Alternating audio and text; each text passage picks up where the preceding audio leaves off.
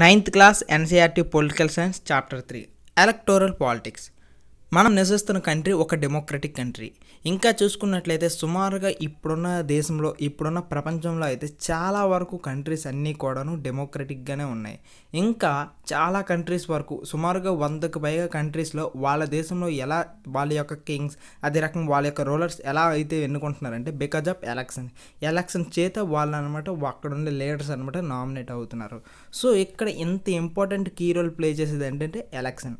ఒకవేళ కానీ ఆ ఎలక్షన్ కానీ ఫెయిర్గా లేకపోతే వాళ్ళకు వచ్చే లీడర్స్ కూడాను రాంగ్గా వస్తారు.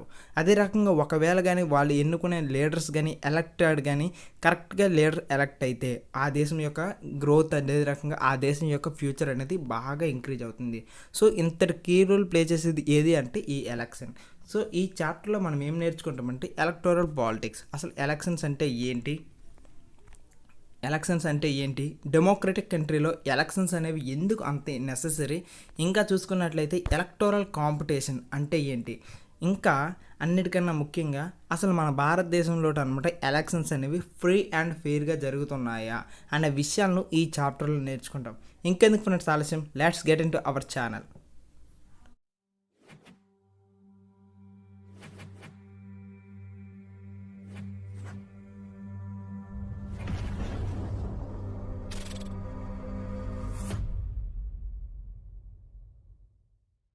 వై ఎలక్షన్స్, ఈ ఎలక్షన్స్ అసలు ఎందుకు అనేది ఇక్కడ క్వశ్చన్. సో దానికి ఆన్సర్ చేయడానికి ఇప్పుడు మనం ట్రై చేద్దాం. మనకి ఎప్పుడు ఎన్సీఆర్టీ టెక్స్ట్ బుక్లు ఇస్తూ ఉంటారు కదా, స్టోరీ స్టార్టింగ్లో చూసుకున్నట్లయితే ఒక స్టోరీతో స్టార్ట్ చేస్తారు. ఇక్కడ కూడా ఒక స్టోరీ స్టార్ట్ అయింది, అదేంటంటే అసెంబ్లీ ఎలక్షన్స్ ఇన్ హర్యానా ప్రాంతంలో 1987 ఆ టైంలో ఎలక్షన్స్ ఎలా జరిగాయి అనేది ఇక్కడ చిన్న స్టోరీగా ఇచ్చారు, అది చూద్దాం. అక్కడ చూసుకున్నట్లయితే ఒక లీడర్ ఉన్నారు. హర్యానాలో చూసుకున్నట్లయితే సంఘర్ష్ సమితి అనే ఒక పార్టీ ఉంది. ఆ పార్టీ యొక్క లీడర్ ఎవరంటే మిస్టర్ దేవీలాల్ అనే వ్యక్తి ఆ పార్టీ యొక్క నాయకుడు.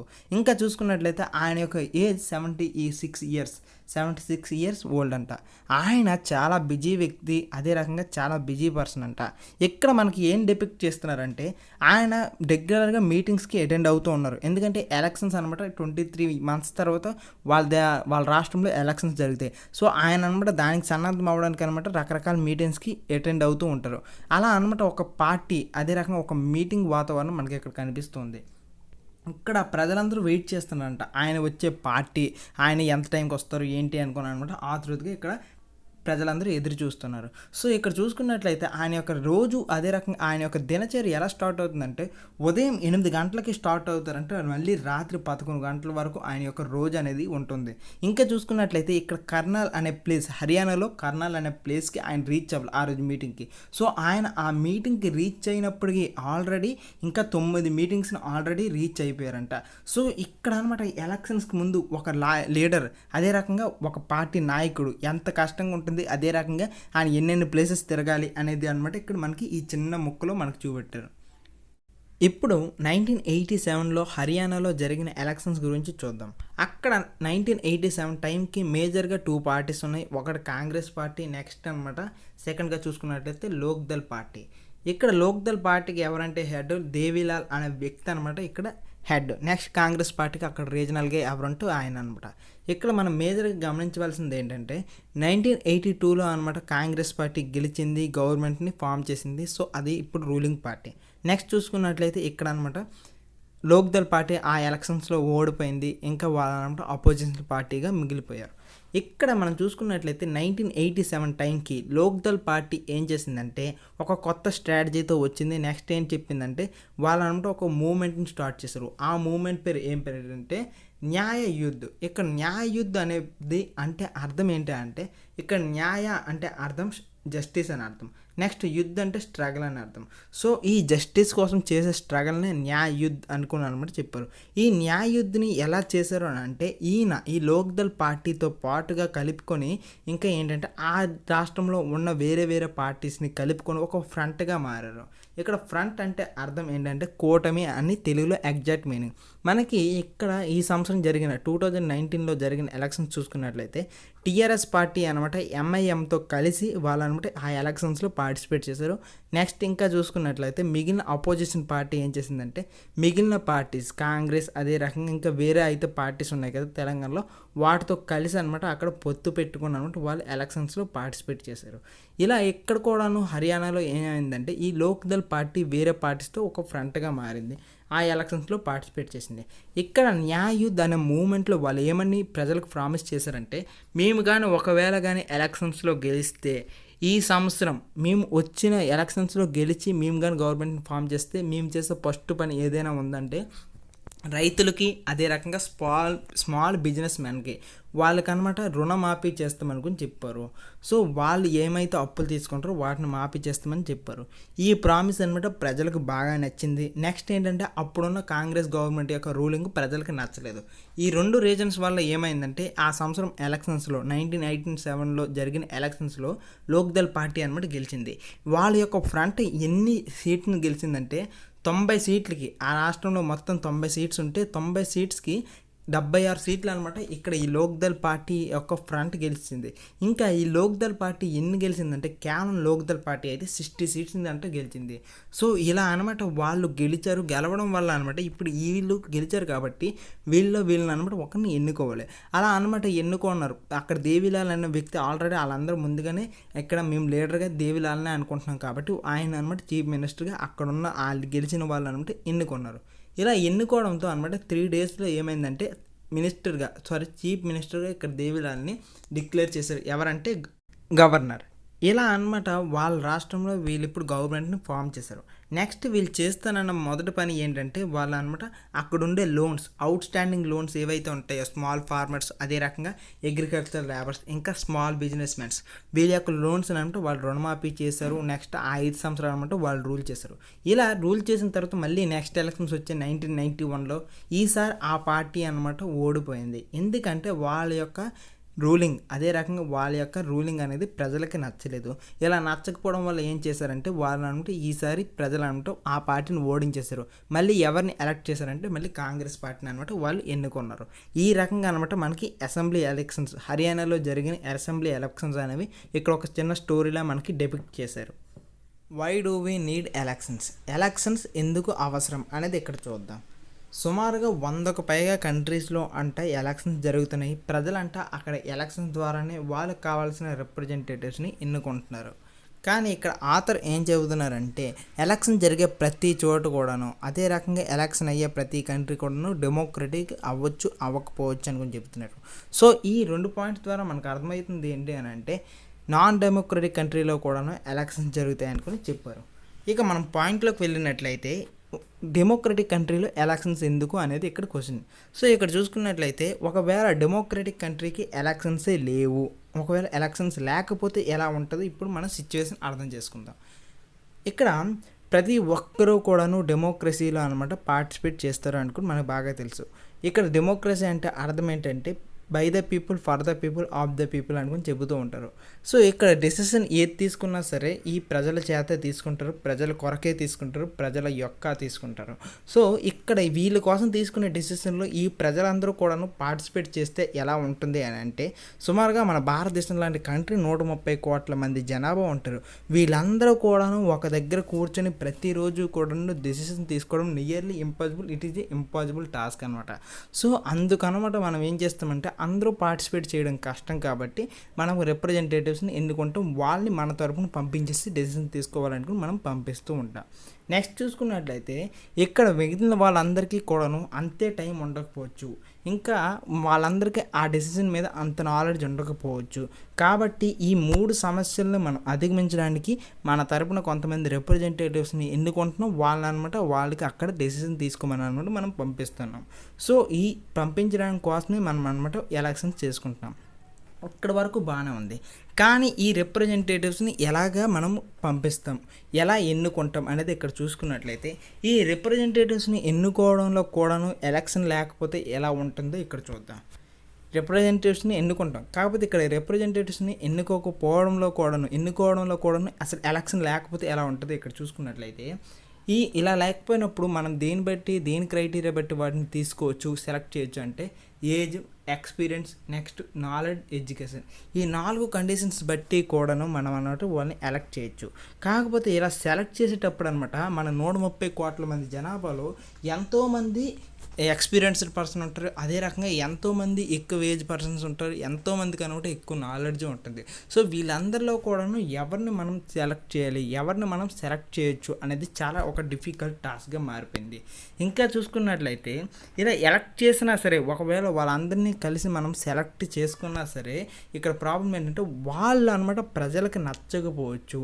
అంటే ఆ ప్రాంతంలో ఉండే ప్రజలకి అనమాట ఆ సెలెక్ట్ చేసిన పర్సన్ అందరికీ నచ్చకపోయే సమస్య అనమాట మనకు కనిపిస్తూ ఉంటుంది. ఒకవేళ కానీ ఇలా కానీ నచ్చకపోతే మరి ప్రజలు ఆ నాయకుడిని తీసేవాళ్ళని అనుకుంటారు, అలా చేంజ్ చేసేవాళ్ళని అనుకుంటారు.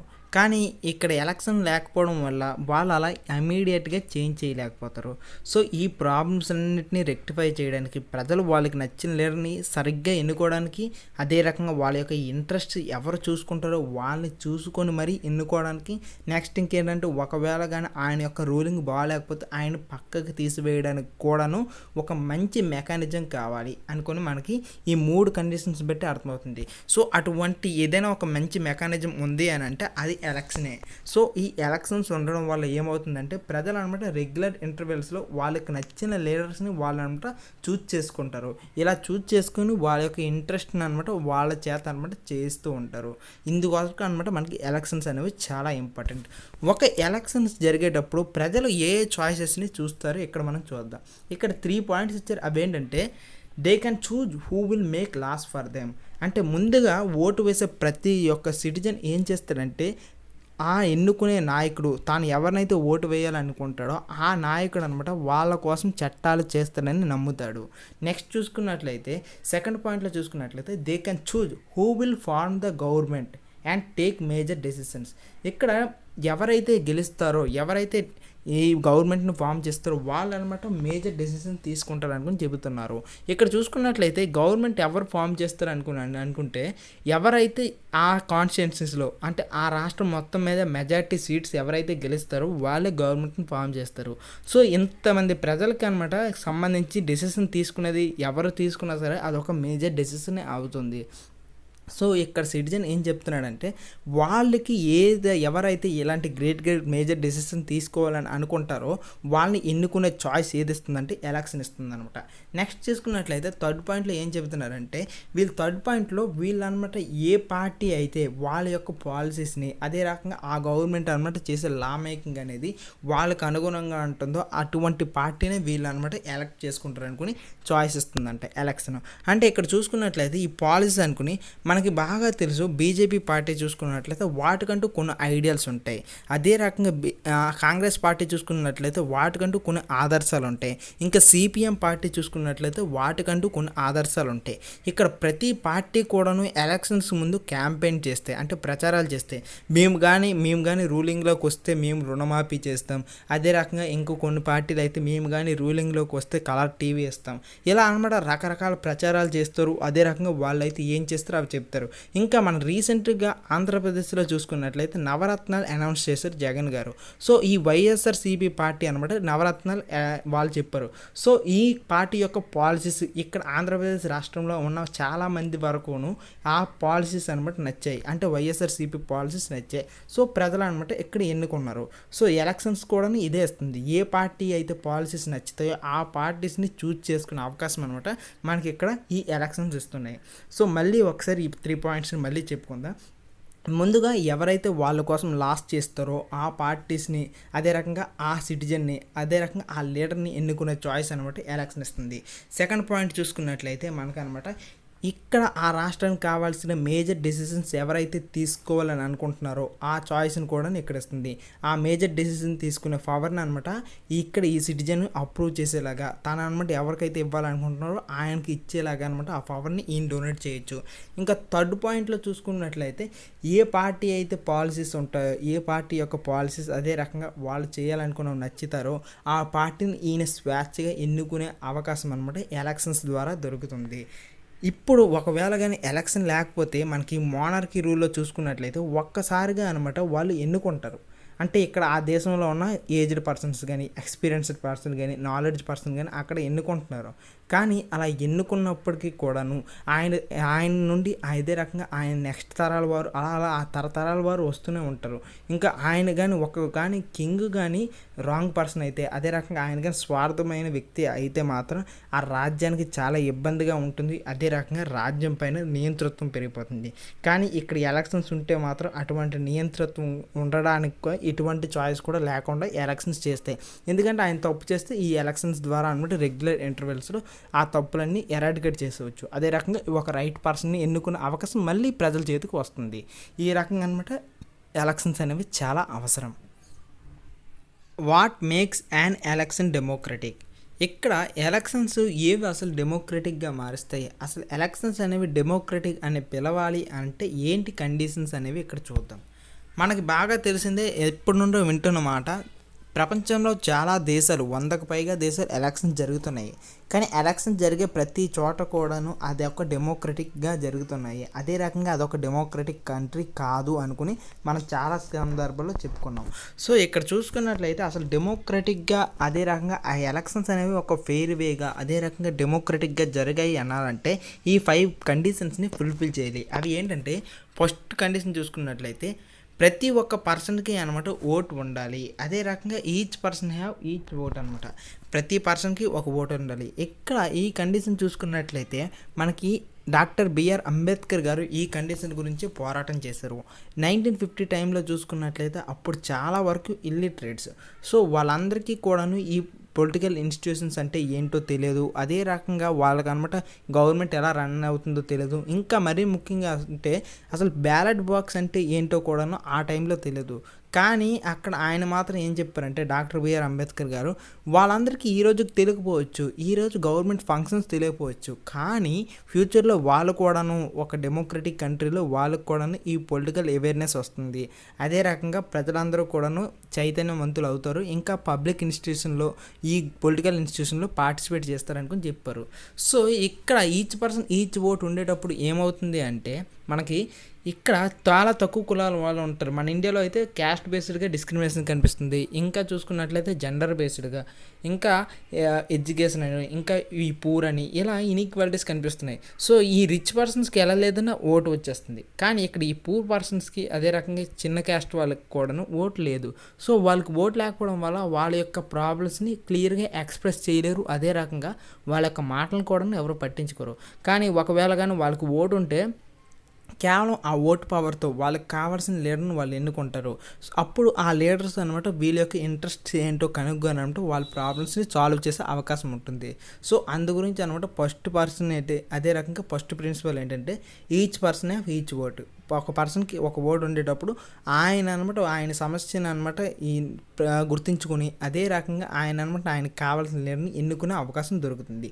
అందుకే అనమాట ఒక డెమోక్రటిక్ కంట్రీలో each person have each vote అనుకొని చెబుతారు. దీన్ని యూనివర్సల్ అడల్ట్ ఫ్రాంచైజ్ అని కూడా అనొచ్చు.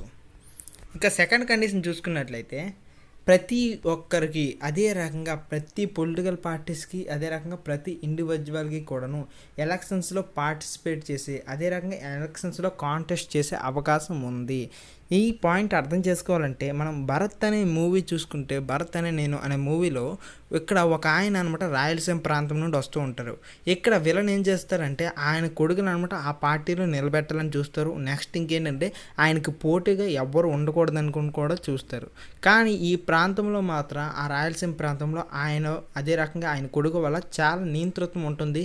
నెక్స్ట్ ఏంటంటే ఆ ప్రాంతానికి పెద్దగా డెవలప్మెంట్ కూడా ఏం చూపించలేదు. సో ఇవన్నీ వీటితో విసిగిపోయిన ఆ కుర్రోడు అనమాట ఆ ప్రాంతంలో నిలబడాలని అనుకుంటారు. సో హీరో అంటారు, మీరు ఎమ్మెల్యేగా పోటీ చేయొచ్చు కదా అనుకుని అంటారంట. సో ఇక్కడ మనకు కనిపించింది అర్థం చేసుకోవాల్సింది ఏంటంటే, అక్కడ ఆ పవర్ ఉండడం చేత అదే రకంగా ఆయనకి పొలిటికల్ పవర్ అదే రకంగా ఈ రిచ్ పవర్ ఉండడం వల్ల అనమాట వేరే వాళ్ళకి పోటీ చేయనివ్వట్లేదు. కానీ ఇక్కడ డెమోక్రటిక్ కంట్రీలో మాత్రం అలా ఆ రకంగా చేయకూడదు.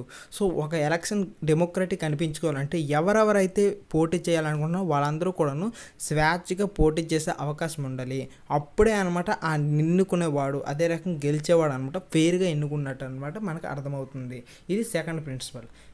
ఈ సెకండ్ రూల్కే మనకి ఇంకొక ఎగ్జాంపుల్ కూడా చెప్పుకోవచ్చు. అదేంటంటే పోలాండ్. ఇక్కడ పోలాండ్లో చూసుకున్నట్లయితే వాళ్ళు ఇండిపెండెన్స్ సాధించక ముందు, అదే రకంగా వాళ్ళకు న్యూ గవర్నమెంట్ ఫామ్ చేయకముందు ఎలా ఉండేదంటే సిచ్యువేషన్, అక్కడ ఉన్న కమ్యూనిస్ట్ పార్టీ ఏం చేస్తుందంటే వేరే ఒక ఎలక్షన్స్, అదే రకంగా వేరే పార్టీని గవర్నమెంట్ ఎలక్షన్స్లో పార్టిసిపేట్ చేయడానికి, అదే రకంగా ఆ కంట్రీలో అనమాట ఎటువంటి డెవలప్మెంట్ చేయనివ్వకుండా అనమాట ఆపేస్తుంది.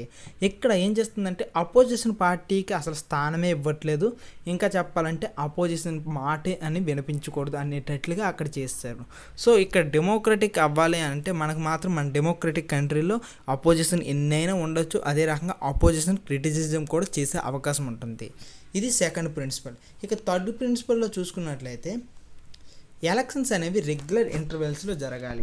ఇక్కడ రెగ్యులర్ ఇంటర్వెల్స్ ఎందుకు ఇచ్చారంటే మనకి ఇక్కడ పోలాండ్ ఎగ్జాంపుల్ కూడా చెప్పుకోవచ్చు. ఎందుకంటే అక్కడ గవర్నమెంట్ వాళ్ళకి నచ్చట్లేదు, కానీ అలా నచ్చకపోవడం వల్ల వెంటనే వాళ్ళు ఏమనుకుంటారు, ప్రజలు మాకు ఈ గవర్నమెంట్ వద్దు, సో వేరే గవర్నమెంట్ కావాలి అంటే వేరే వాళ్ళు వచ్చేసి వాళ్ళని రూల్ చేయాలని అనుకుంటారు. సో అలా అవకాశం ఏదైనా ఇచ్చేది ఏదైనా ఉందంటే అది ఎలక్షన్స్ ద్వారానే హెల్ప్ అవుతుంది అనమాట.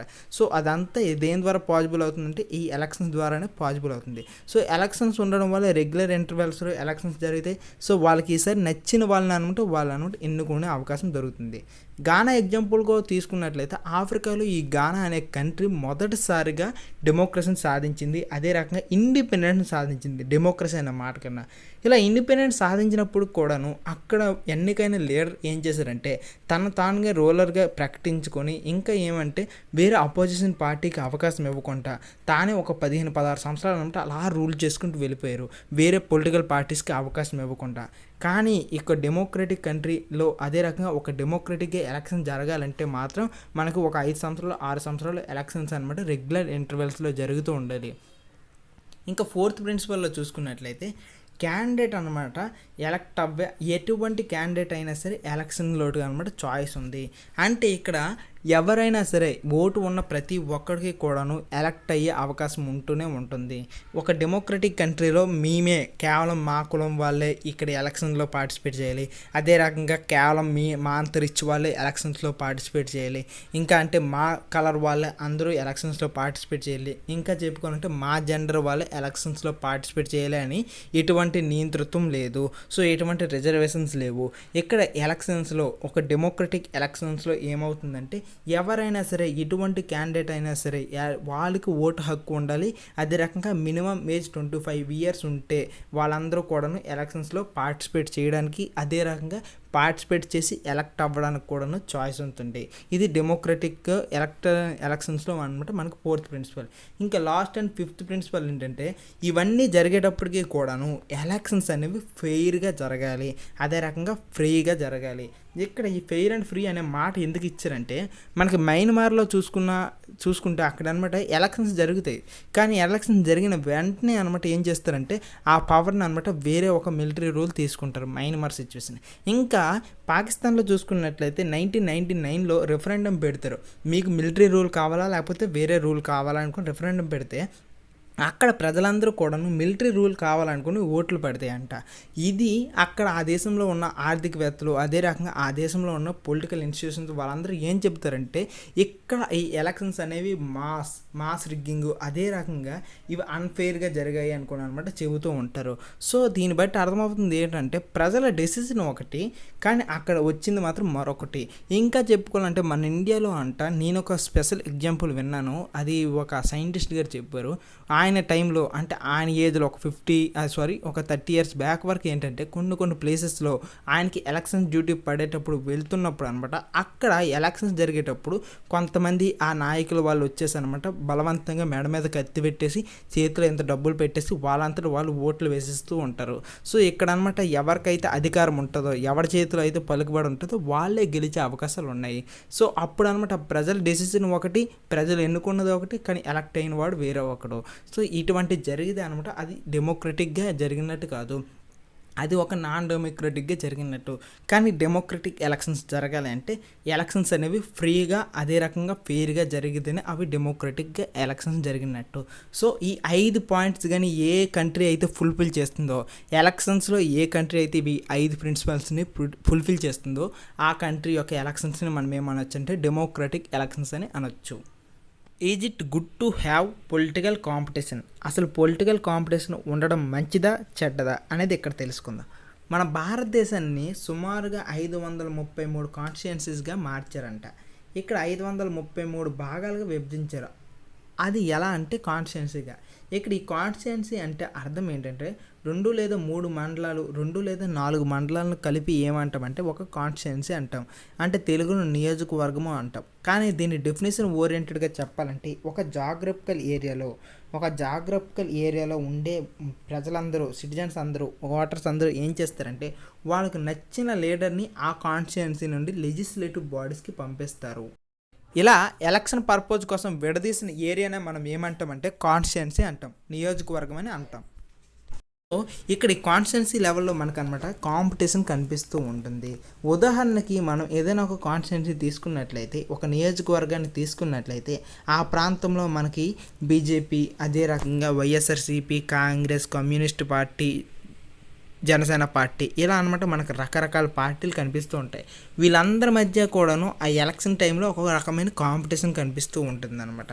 ఇలా కాంపిటీషన్ కనిపించేటప్పుడు అనమాట ప్రజలైతే ఎవరికైతే నచ్చుతారో, ఎవరైతే వాళ్ళలో నచ్చుతారో, ఏ నాయకుడైతే వాళ్ళ యొక్క సమస్యను తీరుస్తారో అనుకుంటారో వాళ్ళని అనమాట ఎన్నుకునే అవకాశం ఇక్కడ దొరుకుతుంది. సో ఒక మంచి పర్సన్ని ఎన్నుకునే అవకాశం అనమాట ఈ కాంపిటీషన్ వల్ల మనకు కనిపిస్తుంది.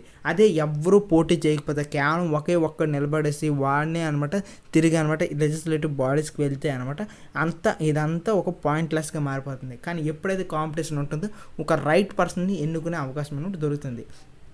కానీ ఏమవుతుందంటే రియల్ లైఫ్లో చూసుకున్నట్లయితే ఈ పొలిటికల్ కాంపిటీషన్ అనేది గొడవలకు దారితీసే అవకాశాలు ఉన్నాయి. వీటి వల్ల కూడాను డెమోక్రసీలో కొన్ని డీమెరిట్స్ వచ్చే అవకాశాలు ఉన్నాయి. ఇవే రకంగా ఇది కొన్ని ఫ్యాక్షనలిజంకి దారితీసే అవకాశాలు ఉన్నాయి అనుకుని చెబుతున్నారు. ఎందుకు ఈ మాట అంటున్నారంటే మనం ఒక్కసారి ఎలక్షన్స్ టైం కానీ ఒక్కసారి చూసుకున్నట్లయితే అక్కడ అనమాట రకరకాల పార్టీ వాళ్ళు, వేరే పార్టీ వాళ్ళు అనమాట కొట్టు చేస్తూ ఉంటారు. ఇంకా చూసుకున్నట్లయితే మనకి రాబోయేది పంచాయతీ ఎలక్షన్స్ ఉన్నాయి ఈ ఆంధ్రప్రదేశ్లో. సో ఇప్పుడు గమనించండి, మీకు న్యూస్ ఛానల్స్ కొన్ని దగ్గరలో మీకు కనిపించవచ్చు. ఎందుకంటే ఆ ప్రాంతంలో ఒకే ఊరు వాళ్ళు కానీ కొన్ని ఆ నియోజకవర్గంలో బతికే ప్రజలందరూ కూడాను రకరకాల పార్టీల పేరు చెప్పి విడిపోతూ ఉంటారు. అదే రకంగా ఏవైనా పార్టీ పరంగా కొట్టుకునే అవకాశాలు అంటే మనకు కనిపిస్తూ ఉంటాయి. అంటే యూనిటీగా ఉండాల్సిన వీళ్ళు పార్టీస్ పేరు చెప్పేసి అనమాట సపరేట్ అయిపోతున్నారు. అదే రకంగా వేరేగా బతుకుతున్నారు. నెక్స్ట్ వీళ్ళకి అనమాట సంబంధం లేనట్టుగా ఇక్కడ బతికే అవకాశాలు వస్తున్నాయి. ఇదంతా దేనివల్ల అంటే పొలిటికల్ పార్టీస్ ఉండడం వల్ల అనుకుని మనకి ఇక్కడ చెప్తున్నారు. ఇంకా కొంతమంది మంచి వాళ్ళు ఏమని చెప్తారంటే అసలు ఈ పొలిటికల్ కాంపిటీషన్ వద్దు, ఈ పొలిటికల్ కాంపిటీషన్ వల్ల అనమాట ఈ అన్హెల్దీ కాంపిటీషన్ అనేది వస్తుంది. అంటే ప్రజలందరూ ఇంతవరకు ఐకమత్యంగా ఉన్నవాళ్ళు ఈ పొలిటికల్ కాంపిటీషన్ పేరు చెప్పి, ఈ పార్టీల పేరు చెప్పి అనమాట కొట్టుకునే అవకాశాలు ఉంటున్నాయి. అదే రకంగా వాళ్ళు వేరు చేసుకునే అవకాశాలు వస్తున్నాయి. సో ఇదొక పెద్ద డీమెరిట్ అనుకుని చెబుతున్నారు చాలామంది గుడ్ పొలిటీషియన్స్. కానీ మన కాన్స్టిట్యూషన్ మేకర్స్కి ఈ విషయం తెలియదా? ఈ విషయం మీద అవేర్నెస్ లేదా అంటే ఫుల్గా అవేర్నెస్ ఉంది. వాళ్ళు చెప్పే మాట ఏంటంటే ఈ రోజుకి అనమాట వాళ్ళు కొట్టుకోవచ్చు. అదే రకంగా ఈ పార్టీస్ పేరు చెప్పి అనమాట వాళ్ళు దాని అర్థం లేకుండా కొట్టుకోవచ్చు. కానీ ఫ్యూచర్లో మాత్రం లాంగ్ రన్లో ఏమవుతుందంటే దాని యొక్క ఎప్పుడైతే ఆ సిస్టమ్ యొక్క ఇంపార్టెన్స్ అర్థమవుతుందో అప్పుడు అనమాట ప్రజలు అనమాట పొలిటికల్ పార్టీస్ పేరు చెప్పి కొట్టుకోరు. నెక్స్ట్ ఇది ఒక ఫెయిర్గా, అదే రకంగా ఒక పర్ఫెక్ట్గా వర్క్ అయ్యే సిస్టమ్గా మారుతుంది అనుకుని చెబుతున్నారు. ఎలా అంటే మనకి పొలిటికల్ పార్టీస్లో ఎప్పుడైతే ప్రజలకి సర్వ్ చేయాలి, ప్రజలకి అనమాట సర్వీస్ ఇవ్వాలి, అదే రకంగా ప్రజలందరికీ కూడాను బాగా చూసుకోవాలనుకునే ఆలోచనతో, అటువంటి మోటివేషన్తో ఎవరైతే వస్తారో వాళ్ళు ఈ రకమైన పొలిటికల్ కాంపిటీషన్స్ని పట్టించుకోరు. ఈ రియల్ లైఫ్లో అనమాట ఇలాంటివి పట్టించుకోరు. నెక్స్ట్ అనమాట ప్రజల కోసం వాళ్ళు పాటుపడతారు. అదే రకంగా ప్రజల శ్రేయస్సు కోసం అనమాట వాళ్ళు శ్రమిస్తారు అనుకునే అనమాట మన కాన్స్టిట్యూషన్ మేకర్స్ చెప్పారు. కానీ రియల్ లైఫ్లో చూసుకున్నట్లయితే ఈ పొలిటికల్ పార్టీస్లో అదే రకంగా ఈ పొలిటీషియన్స్ మనకు ఎలా కనిపిస్తారంటే ప్రొఫెషనల్స్లా కనిపిస్తారు. ఎలా ప్రొఫెషనల్స్ అనే మాట ఎందుకు వస్తుందంటే ఉదాహరణకి ఏదైనా ఒక జాబ్ హోల్డర్ ఉన్నారు. ఆ జాబ్ హోల్డర్ తన ప్రమోషన్ కోసం అనమాట కష్టపడుతూ ఉంటాడు. సో ఆ ప్రమోషన్ కోసం అనమాట ఆయన నిరంతరం కష్టపడుతూ అనమాట ఇక రకరకాల పొజిషన్స్ని వాళ్ళు అనమాట యాక్సెస్ చేస్తూ ఉంటారు. అదే రకంగా ఇక్కడ ఈ పొలిటికల్ పార్టీస్లోనూ కూడా ఏమవుతుందంటే ఒక్కసారి కానీ రూలింగ్ పార్టీలో కానీ వాళ్ళు కానీ వస్తే వాళ్ళ యొక్క పొజిషన్స్ని అదే రకంగా వాళ్ళ పవర్ని నిలుపుకోవడం కోసం, అదే రకంగా వాళ్ళ పవర్ని కూడా పెంచుకోవడం కోసం, ఈ పొలిటికల్ కెరియర్ని కాపాడుకోవడం కోసం వాళ్ళు అనమాట కొన్ని అన్ఫేర్ ప్రాక్టీసెస్ చేయడానికి కూడా వెనకాడరు అనుకుని చెబుతున్నారు. సో ఇలాంటి ప్రాబ్లం ఉన్నప్పుడు మరి మన కాన్స్టిట్యూషన్ మేకర్స్ వీళ్ళకి ఏదైనా ఒక చిన్న లాజిక్ పెట్టి కానీ వాళ్ళని రెగ్యులేట్ ఎలా చేయొచ్చు అనుకుని అంటే ఇదంతా ఒక్కదాని వల్ల జరగవచ్చు. మనకు ఇండియన్ కాన్స్టిట్యూషన్కి ఈ ఎలక్షన్ అనేది ఫామ్ ద్వారా, అదే రకంగా ఈ ఎలక్షన్ అనే మెథడ్ ద్వారా అనమాట ఈ రకమైన ఆలోచనకి చెక్ పెట్టవచ్చు అనుకుని మన కాన్స్టిట్యూషన్ మేకర్స్ చెప్పారు. ఎలా అంటే ఇప్పుడు ఎలక్షన్స్ కానీ రెగ్యులర్ ఇంటర్వెల్స్లో జరిగిందంటే, ఉదాహరణకు 5 సంవత్సరాలకి జరిగిందంటే అప్పుడు అనమాట ఆ పార్టీలోటి ఎవరు ఎన్నిక అవుతారంటే ఎవరైతే ప్రజల యొక్క ఇంట్రెస్ట్ని పట్టించుకుంటారో, ఎవరైతే ప్రజల యొక్క ఆలోచనలు రేజ్ చేసి వాటి కోసం కష్టపడతారో, ఎవరైతే ప్రజలందరి కొరకు వాళ్ళ యొక్క ఛాన్సెస్ని వాళ్ళ యొక్క చాయిసెస్ని విలువిచ్చేసి అనమాట పర్ఫెక్ట్గా వాళ్ళు అనమాట రూల్ చేస్తారో ఆ పార్టీ అనమాట తిరిగి గెలుస్తుంది. సో ఇక్కడ ఏ పార్టీ అయితే కరెక్ట్గా ఉంటుందో వాళ్ళకి వచ్చే రివార్డ్ ఏదైనా ఉంది అని అంటే అదే అనమాట వాళ్ళు తిరిగి మళ్ళీ ఎలక్ట్ అవ్వడమే అనుకుని చెబుతున్నారనమాట. ఉదాహరణకి వీళ్ళు దేంతో కంపారిజన్ చేశారంటే మనకి ఏదైనా ఒక షాప్కి వెళ్తే ఆ షాప్ కీపర్ అనమాట తన ప్రాఫిట్స్ కోసం అనమాట కస్టమర్స్ని మోసం చేశాడనుకో ఆ రోజుకి ఆయన ప్రాఫిట్స్ పొందొచ్చు. కానీ లాంగ్ రన్లో చూసుకున్నట్లయితే ఆయన యొక్క షాప్ అనమాట నిలువుగా కూలిపోతుంది. కానీ ఆ కస్టమర్ కేర్స్కి అదే రకంగా వాళ్ళకి వచ్చే కస్టమర్స్ని కానీ కరెక్ట్గా ట్రీట్ చేసి మంచిగా పలకరించేసి బెస్ట్ సర్వీస్ని ఇస్తే ఆయన యొక్క షాప్ అనేది లాంగ్ రన్లో అనమాట బాగా పెరుగుతుంది అనుకుని చెబుతున్నారు. సో సేమ్ అనేది ఈ సేమ్ ప్రిన్సిపలే కూడాను మన డెమోక్రటిక్ కంట్రీస్లో అప్లై అవుతుంది. ఎందుకంటే ఒక డెమోక్రటిక్ కంట్రీలో ఒక పొలిటికల్ పార్టీ అనేది వన్స్ రూలింగ్లోకి వచ్చాక వాళ్ళందరూ కూడాను ప్రజల యొక్క ఇంట్రెస్ట్ని ఆలోచనలో పెట్టుకొని వాళ్ళు కానీ ప్రజల యొక్క శ్రేయస్సు కోసం వాళ్ళు అనమాట పథకాలు రచించేసి రూల్ చేస్తే వాళ్ళ పార్టీ అనమాట గెలుస్తుంది. అదే రకంగా లాంగ్ రన్లో నిలబడుతుంది. ఒకవేళ కానీ వాళ్ళ యొక్క పార్టీస్ కానీ ఈ పొలిటికల్ కాంపిటీషన్ని ఆలోచించకుండా అదే రకంగా ఈ రకంగా అనమాట ప్రజల శ్రేయస్సు గురించి ఆలోచించకపోతే ప్రజలు అనమాట వాళ్ళని తప్పించేస్తారు, వేరే పార్టీస్కి అదే రకంగా వేరే వాళ్ళకి చాయిస్ ఇస్తారు. సో అలా ఇవ్వాలన్నా సరే, వేరే వాళ్ళకి అవకాశం ఇవ్వాలన్నా సరే ఇక్కడ పొలిటికల్ కాంపిటీషన్ ఉండాలి. ఇలా పొలిటికల్ కాంపిటీషన్ ఉండడం వల్లే కూడాను వాళ్ళు అనమాట కొద్దిగా ఒళ్ళు జాగ్రత్తగా పెట్టుకొని అదే రకంగా మంచి మనసుతో అదే రకంగా ఈ నిరంతరం జాగరూకులయ్యి అన్నమాట ప్రజల్ని ఎన్నుకునే అవకాశం అదే రకంగా ప్రజలను పాలించే రకంగా ఉంటుంది. నెక్స్ట్ సెకండ్ రీజన్ టెక్స్ట్ బుక్లో ఇవ్వలేదు. ఈ పొలిటికల్ కాంపిటీషన్ ఎందుకు కావాలి అని అంటే ఒక పార్టీ కానీ ఒకసారి కానీ రూలింగ్లోకి వెళ్తే వాళ్ళు చేసిందే ఆట పాడిందే పాట అనుకుని చాలా కంట్రీస్లో మనకు కనిపిస్తూ ఉంటుంది. కానీ ఎప్పుడైతే పొలిటికల్ కాంపిటీషన్ ఉంటుందో, వాళ్ళకంటూ అపోజిషన్ ఉంటుందో, వాళ్ళు నిరంతరం ప్రశ్నిస్తూ ఉంటారో, వాళ్ళు ఇలా ప్రతి పనికి వాళ్ళకి ప్రశ్నించడం వల్ల ఏమవుతుందంటే ప్రశ్నించే వాళ్ళు ఉండడం వల్ల అనమాట వాళ్ళు అనమాట చాలా జాగ్రత్తగా పనులు చేయాల్సి ఉంటుంది. అదే రకంగా వాళ్ళు పర్ఫెక్ట్గా పనులు చేయవలసి ఉంటుంది. కానీ ఈ పొలిటికల్ కాంపిటీషన్ లేకపోతే కేవలం వాళ్ళ ఒక్క పార్టీగాను ఉంటే వాళ్ళు చేసే పనులన్నీ కూడాను నియంతృత్వానికి దారితీయచ్చు. అదే రకంగా చాలా వరకు అక్రమాలు జరిగే అవకాశాలు ఉంటాయి. ఈ రకంగా అనమాట పొలిటికల్ కాంపిటీషన్ ఉండడం వల్ల అనమాట చాలా వరకు మంచి జరుగుతుంది అనుకున్నాను అనమాట. ఇక్కడ కాన్స్టిట్యూషన్ మేకర్స్ యొక్క ఆలోచన అదే రకంగా ఆ ఆలోచన ఇప్పుడు కూడాను ఒక డెమోక్రటిక్ కంట్రీలో అప్లై అవుతూనే ఉంటుంది.